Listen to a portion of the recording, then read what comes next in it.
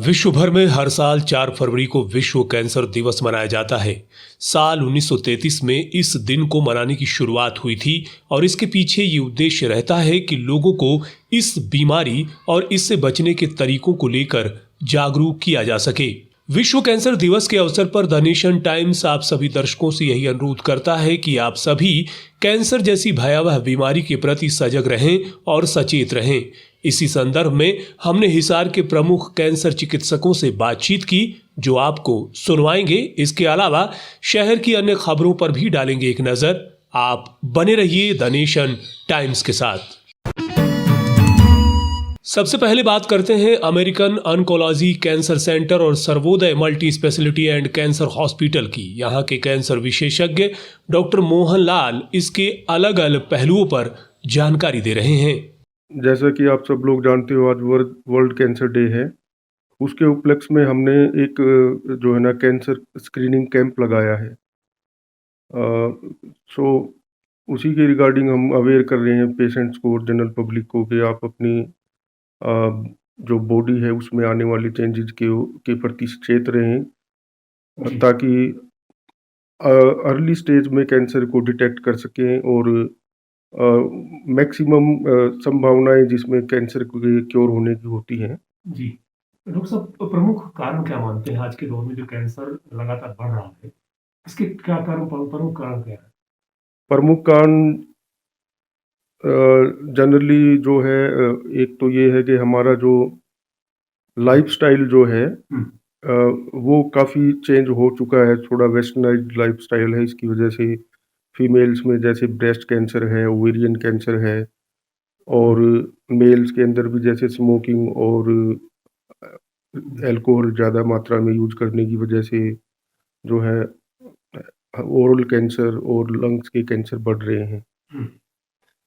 आज के दौर में ट्रीटमेंट की यदि बात की जाए तो किस तरह की ट्रीटमेंट अवेलेबल है? कब तक हम जो है कैंसर को ट्रीट कर सकते हैं? किस स्टेज पर जो है ज़्यादा बेहतर ट्रीटमेंट मिल सकता है? ट्रीटमेंट की अगर बात करें तो कैंसर में जो है ना मल्टी मोडिलिटी ट्रीटमेंट होता है, जिसमें सर्जरी, रेडिएशन थेरेपी और कीमोथेरेपी तीनों जो है मिला करके स्टेज के अकॉर्डिंग हम यूज करते हैं तीनों सुविधाओं को। जी। और मैक्सिमम चांसेस जो है ठीक होने के तभी होते हैं जब अर्ली स्टेज में कैंसर को डिटेक्ट कर सकते हैं। अगर हमने अर्ली स्टेज में डिटेक्ट किया है तो 80% चांसेस हैं क्योर होने के, और उसी तरह से अगर लेट स्टेज में अगर डिटेक्ट होता है तो ओनली 20% ही चांस हैं उसके ठीक होने के। आखिरी सवाल मैं ये जानना चाहूँगा, अपने हॉस्पिटल में किस तरह की फैसिलिटीज़ तमाम तरह की उपलब्ध है, वो बताएँ? हमारी अमेरिकन ऑन्कोलॉजी इंस्टीट्यूट में तीनों स्पेशलिटी हैं under one roof. We have radiation oncology department, we also have medical oncologist in our team, and surgeon भी हैं हमारे साथ जो कैंसर की सर्जरी करते हैं। विश्व कैंसर दिवस के अवसर पर हमने बातचीत की Aadhaar multi speciality and cancer hospital के डॉक्टर अरुण अग्रवाल से। उन्होंने कैंसर होने के प्रमुख कारणों की जानकारी दी। मैं कैंसर डे पे अपने भारतवर्ष के रहने वाले लोगों को यही कहना चाहूँगा कि अपना लाइफस्टाइल थोड़ा सा अच्छा रखें। तंबाकू का सेवन किसी भी तरीके से ना करें, जैसे कि बीड़ी, सिगरेट, हुक्का, नशा, शराब। अगर हम तंबाकू का सेवन नहीं करते हैं तो भारतवर्ष में कम से कम 70% के आसपास के कैंसर से हम अपने आप को बचा सकते हैं। आदमियों में तकरीबन 70% कैंसर इस तंबाकू के सेवन से होता है। रेगुलर एक्सरसाइज करें, कोशिश करें कि केमिकल्स का कम से कम सेवन हो, या इस तरह का खाना खाएं जिसमें कि केमिकल की मिलावट ना हो। और अगर आप कोई ऐसी चीज़ बेच रहे हैं, बना रहे हैं, तो उसमें आर्टिफिशियल केमिकल्स का मिलावट और या इस तरह की पेस्टिसाइड्स, खाद या कोई और इस तरह की चीज़ों का मिलावट कम से कम करें। आधार हॉस्पिटल से डॉक्टर तेजपाल शर्मा ने बताया कि महिलाओं में स्तन कैंसर की संभावना अधिक देखने को मिलती है। ऐसे में उन्हें विशेष ध्यान देने की आवश्यकता है। भारत में विशेषकर औरतों में स्तन कैंसर बहुत ज़्यादा मात्रा में मतलब अभी मिल रहा है, पाया जा रहा है। इसको एक तो स्क्रीनिंग द्वारा हम अर्ली स्टेज पे डिटेक्ट किया जा सकता है ताकि उनका सही उपचार हो सके। सेल्फ एग्जामिनेशन ज़रूरी है, जिसके लिए वो टेक्निक बताई जा सकती हैं, हमारे हेल्थ सेंटर्स में बताई जाती हैं वो हर एक लेडीज़ को। इसके अलावा जो सर्वाइकल कैंसर है वो भी बढ़ोतरी पे है, तो उसको भी स्क्रीनिंग के द्वारा अर्ली स्टेज पे डिटेक्ट करके उनको मतलब ट्रीट किया जा सकता है। तो जितना अर्ली स्टेज पे हम डिटेक्ट कर सकते हैं कैंसर को, उतना ही मतलब वो क्योर रेट हमारा बढ़ जाता है उसमें, बजाय इसके कि लेट स्टेज पे डिटेक्ट हो, तो उसमें फिर हम क्योर की बजाय सिर्फ कंट्रोल कर सकते हैं उसको।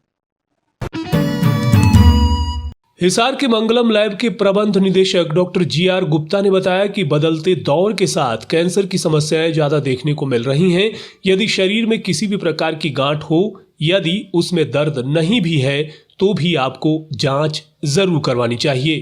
कैंसर की बीमारी जो है वो आजकल बहुत ही ज़्यादा बढ़ रही है। ये शायद पोल्यूशन की वजह से, खाने में पेस्टिसाइड और हमारे खाने के व्यवहार में चेंज आने की वजह से कैंसर में बहुत ज़्यादा इंक्रीज हुआ है कैंसर के नंबर। और जिस तरह से अगर हम 1990 में बात करें, कहीं भी अगर कोई गांठ होती थी शरीर में, हम टेस्ट करते थे तो 90% पॉसिबिलिटी ये होती थी कि ये टीबी की गांठ है या कोई और इन्फेक्शन वाली गांठ है। और आज अगर मैं 2020 की बात करूं तो 90% गांठें जो होती है वो कैंसर की होती है। इतना तब्दील आ गई है कैंसर के अंदर। और हमें अपना खान पान सुधारना होगा, पोल्यूशन थोड़ा सा कम हो, खाने पीने में हम ये देखें कि पेस्टिसाइड रहित खाना खाएं, और अपना एक्सरसाइज, शुगर, इन चीज़ों को कंट्रोल करें जो कि कंट्रीब्यूट कर रही है कैंसर में। और हमारे शरीर में अगर कहीं भी गांठ नजर आए, क्योंकि ये ग्रामीण क्षेत्र में ये धारणा है कि जिस गांठ में कोई पेन नहीं होती वो ये बोलते हैं जी ये तो नॉर्मल गांठ है, इसमें कुछ नहीं हो रहा। तो हमें अर्ली स्टेज में कोई भी सिम्टम हो, अगर हम उसकी जांच करा लें और अर्ली स्टेज में हमें पता चल जाए तो कैंसर का इलाज संभव है, हम उसको क्योर भी कर सकते हैं। डॉक्टर GR गुप्ता ने जानकारी देते हुए कहा कि कैंसर की जांच के लिए प्रमुख रूप से 2 प्रकार के टेस्ट किए जाते हैं जो हिसार की मंगलम लैब में उपलब्ध हैं। अब मैं अगर टेस्टों की बात करूं तो मैं 2 इम्पोर्टेंट टेस्टों का जिक्र करूंगा। एक तो है सुई से हम टेस्ट लेते हैं किसी भी गांठ में, जिसको कि FNAC बोलते हैं। ये सिंपल सुई से हम जो भी गांठ होती है उससे हल्का सा पानी ले लेते हैं और ये 3-4 घंटे में हम बता पाते हैं कि ये कैंसर है या आम रसोली है। दूसरा, हमारे यहाँ मंगलम लेबोरेटरी में पेट CT की सुविधा उपलब्ध है, जो कि हरियाणा के इस पार्ट में सिर्फ हमारे पास ही उपलब्ध है। और ये जिस तरह से MRI CT होता है उसी तरह की एक मशीन है, और जो कैंसर के छोटे से छोटे अर्ली स्तर में भी कितना बढ़ा हुआ है वो इस मशीन से पता चल जाता है। पूरी बॉडी का टेस्ट पूरी बॉडी का होता है। अगर ये, एक तो ये पता चल जाता है कहीं कैंसर है कि नहीं है, और अगर कहीं डायग्नोज है कैंसर तो उसमें हमें ये पता चल जाता है कि वो कहाँ कहाँ फैला हुआ है। तो उसके लिए ये पेट CT जो है बहुत ही इंपॉर्टेंट टेस्ट है, जिसकी सुविधा हमारे यहाँ उपलब्ध है। हिसार के महात्मा गांधी हॉस्पिटल के निदेशक डॉक्टर रमेश बिश्नोई ने विश्व कैंसर दिवस के अवसर पर कैंसर के कारणों से लेकर इसके उपचार की पूरी जानकारी। जैसे कि हम जानते हैं कि कैंसर की बीमारी लगातार दिन प्रतिदिन बढ़ती ही जा रही है। इस बीमारी के बढ़ने के कुछ मुख्य कारण है जो मैं आपको बताना चाहूँगा। उसमें से सबसे पहला कारण यह है कि जैसे पहले हमारी औसतन आयु 62 साल होती थी, अब हमारी औसतन आयु 72 साल है। तो ये बीमारी हम ओल्ड एज की बीमारी मानते हैं, तो इसलिए ओल्ड एज के सेगमेंट्स का पेशेंट्स का बढ़ गया है, तो इसलिए इस बीमारी का इंसिडेंस भी बढ़ गया है। दूसरा इसका मुख्य कारण होता है इन्वायरमेंटल फैक्टर्स कहते हैं हम लोग, जिसके अंदर आते हैं कि तंबाकू का सेवन करना, स्मोकिंग करना, चाहिए बीड़ी हो चाहिए सिगरेट हो, शराब पीना, कई तरह के इंसेक्टिसाइड्स, पेस्टिसाइड्स यूज करना, और जिस तरह के केमिकल्स हमारे फूड के अंदर यूज हो रहे हैं उनकी वजह से भी इस बीमारी का इंसिडेंस बहुत बढ़े जा रहा है। तीसरा इसका जो कारण होता है वो जेनेटिक होता है, जैसे कि कुछ ब्रेस्ट कैंसर हो गया, बड़ी आंत का कैंसर हो गया, ये कैंसर परिवार के अंदर रन करते हैं। अगर किसी को कम उम्र के अंदर कैंसर होता है तो उसका एक कारण जेनेटिक फैक्टर्स भी हो सकता है। ये तो कैंसर होने के मुख्य कारण है। अब अगर मान लो किसी को कैंसर हो जाए तो उसे ये ध्यान रखना है बेसिकली कि उसे जल्दी से जल्दी मेडिकल हेल्प लेनी चाहिए, क्योंकि कैंसर का अगर पता हमें स्टेज 1, 2 और 3 में पता चल जाता है तो इसका इलाज संभव है, और अगर ये 4थी स्टेज के अंदर पता चलता है तो इसका इलाज संभव नहीं है। उस समय हम सिर्फ इसको कंट्रोल कर सकते हैं। तो मेरा आप सब लोगों से एक ही वो है कि एक तो हम लोग जो इसमें से फैक्टर जिससे बच सकते हैं कि कैंसर होने से बच सकते हैं, वो इन्वायरमेंटल फैक्टर्स को चेंज करने वाला है कि स्मोकिंग ना करें, तंबाकू का सेवन ना करें, मदिरा ना लें और हेल्दी लाइफस्टाइल बनाए रखें और केमिकल जो इंसेक्टिसाइड्स, पेस्टिसाइड्स वगैरह है उनसे दूर रहें।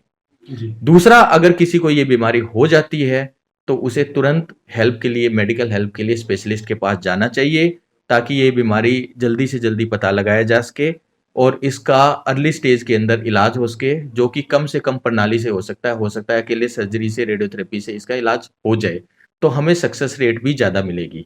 और अगर तीसरी बात कि अगर किसी को कैंसर हो जाता है तो उसे डरने की जरूरत नहीं है, क्योंकि आज के टाइम पे इस बीमारी का पहली से तीसरी स्टेज तक इलाज संभव है। शुरुआती स्टेज में कुछ हम ना कहते हैं कि वार्निंग साइंस, जो लक्षण कहते हैं, वो लक्षण ऐसे होते हैं कि गांठ किसी भी हिस्से के अंदर, शरीर के अंदर हो जाए, पर्टिकुलरली ब्रेस्ट के अंदर जैसे गांठ हो जाती है और जिसमें दर्द नहीं होता और जो 2 हफ्ते से ज्यादा रहती है, वो हमें शक पैदा करती है कि ये कैंसर हो सकता है।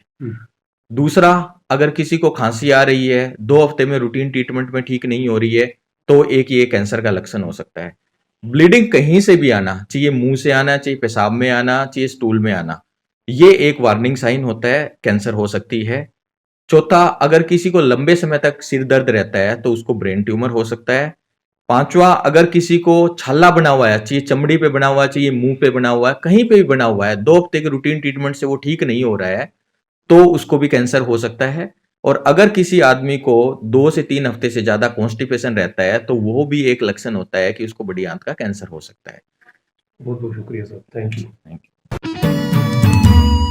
3 कृषि कानूनों के खिलाफ किसानों का आंदोलन लगातार जारी है। हिसार के जाट धर्मशाला में संयुक्त किसान मोर्चा की ओर से एक विशेष बैठक का आयोजन किया गया। इस बैठक में किसान मजदूर संगठनों के पदाधिकारियों और कर्मचारियों ने हिस्सा लिया। इस अवसर पर किसान सभा हरियाणा के उप प्रधान इंद्रजीत सिंह ने बताया कि हिसार में जिला स्तरीय कार्यकर्ता सम्मेलन का आयोजन किया गया है, जिसमें किसान आंदोलन की आगे की रणनीति पर चर्चा की जा रही है। ये किसान सभा के जिला स्तरीय कार्यकर्ता सम्मेलन है। इसके अंदर मुख्य एजेंडा वर्तमान में जो किसान आंदोलन चल रहा है देश में, उसको हिसार जिले के अंदर और मजबूत करना, उसको और विस्तार देना, ये मुख्य उसका एजेंडा है। और आगामी दौर में जो संयुक्त किसान मोर्चा ने आह्वान किया है राष्ट्रीय स्तर के ऊपर कि 6 तारीख को 12 से 3 बजे तक 3 घंटे का जो चक्का जाम करना है, रोड जाम हम कह सकते हैं उसको सफल बनाने की यहाँ पर रूपरेखा, और तमाम जो अन्य किसान संगठन हैं उनके साथ एकता स्थापित करना, और जो बाकी तबके बच गए जो खेती के ऊपर निर्भर हैं या मतलब वितरण प्रणाली से जिनको राशन मिलता है, वो गैर किसानी के उन तबकों को भी इस आंदोलन के साथ जोड़ना। और ये जो 26 जनवरी वाली साजिश रची गई जिस तरीके से, अब तो खैर उसका भंडाफोड़ी हो गया कि वो एक सुनियोजित चाल थी काफ़ी बड़ी हिंसा करवाने की, जिसमें वो सफल नहीं हुए। ऐसा संयोगवश हुआ कि वो सफल नहीं हो सके। लेकिन उसके पीछे बाद में भी जो 29 तारीख को हमले करवाने की कोशिश की स्थानीय लोगों का नाम लेके, जबकि उनमें कोई स्थानीय नहीं, मतलब सिंघू बॉर्डर और टीकरी बॉर्डर पे तमाम स्थानीय लोग उस आंदोलन का पूरा समर्थन कर रहे हैं, हर तरह का सामान वहाँ भेज रहे हैं। लेकिन ये आरएसएस और बीजेपी के कार्यकर्ताओं ने इस रूप में पेश करने की कोशिश की जैसे स्थानीय लोग उससे दुखी हैं वहाँ पर जो आंदोलन चल रहा है। किसान नेता ने साफ कहा कि देश के इतिहास में पहली बार इतना बड़ा आंदोलन देखने को मिला है, जो कि किसान आंदोलन न रहकर अब जन आंदोलन बन गया है। रूप में देख रहे हैं इसको कि आज तक इतना बड़ा आंदोलन आजादी के बाद कभी भी नहीं हुआ भारत देश में भी और दुनिया में भी। तो ये एक ऐतिहासिक आंदोलन है, और इसमें कृषि संकट और किसानों की जो दुर्दशा है वो इकट्ठा हुआ असंतोष है, जो 3 काले कानूनों को गैर कानूनी, गैर संवैधानिक तरीके से जिस तरह थोपा गया, उसके विरोध में मतलब ये प्रकट हुआ है। एक तरीके से। देश की राजधानी के आसपास जो है बॉर्डर जैसी स्थिति बना दी गई है, वहाँ पे ऐसी बैरिकेडिंग की गई, इसको क्या कहेंगे इसको? जय जवान जय किसान का नारा दिया करते थे हमारे यहाँ, और ये दुर्भाग्य की बात है कि यहाँ के शासकों की वजह से आज जवान और किसान दोनों बॉर्डर के ऊपर हैं। जी। और ये जो किलेबंदी जिस तरीके की जा रही है, हमारा तो कोई वहाँ रुचि नहीं वहाँ बैठने की, वो तो दिल्ली पुलिस ने रोक रखा है। इस देश का किसान राजधानी में जाके अपनी बात कहना चाहता है, जिससे उसको रोका गया है। जी। तो कोई अच्छी छवि नहीं बनती इस तरीके से कि आप उनको खोद दो सड़कों को या कील गाड़ दो उसके अंदर। इस प्रकार के ओछे हथकंडे बिल्कुल भी सफल नहीं होने वाले। फायदा इसी में है कि इसमें ना तो तरमीम और संशोधन करने से बात बनेगी, ना ही इनको निलंबित रखने में बात बनेगी। सबसे पहली जरूरत संयुक्त किसान मोर्चा ये मानता है कि एक बार वातावरण में सुधार करके दोबारा से बातचीत को बुलाया जाए। और ये दो ही तो बात है कि न्यूनतम समर्थन मूल्य की कानूनी गारंटी और 3 कानूनों को निरस्त करना।